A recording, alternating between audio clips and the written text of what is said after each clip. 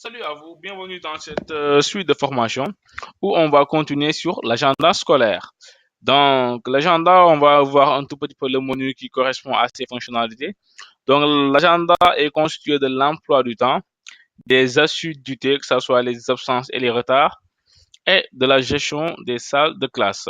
Donc, on va commencer par les salles de classe qui sont la base élémentaire et qui on doit le faire à la première utilisation de l'application au tout début, voilà, disons.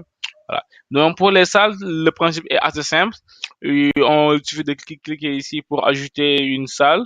Par exemple, on va dire salle Zeta. Bon, le salle est constitué juste d'un libellé, donc salle Zeta 2, il existe déjà une salle nommée salle Zeta. Donc vous voyez bien qu'une salle ne peut pas avoir de libellé de même nom. Voilà. OK? Donc c'est ça. Donc là, je peux faire des modifications sur les salles Zeta. Au lieu de Zeta, maintenant je vais l'appeler salle Alpha. Voilà. Donc, si au cours des évolutions dans votre établissement, les noms des salles, vous les changez, donc vous allez juste venir ici pour changer le libellé qui correspond. Voilà. Donc, vous voyez ici sur les colonnes d'action, vous voyez qu'à tout moment, vous pouvez faire des modifications, mais la suppression reste verrouillée pour certaines salles. Parce que tout simplement, en fait, par exemple, cette salle-là, salle G, là, cette salle-là, est liée à des données existantes au sein de l'application.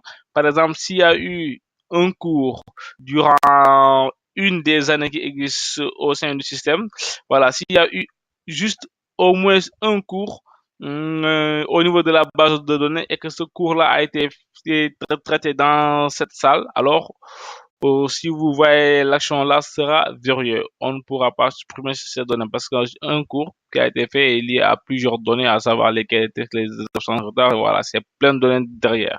Donc, sur l'ensemble du système, vous allez souvent voir des actions de suppression qui sont verrouillées parce que tout simplement, au fil de l'évolution, les données ne doivent pas être supprimées. Voilà.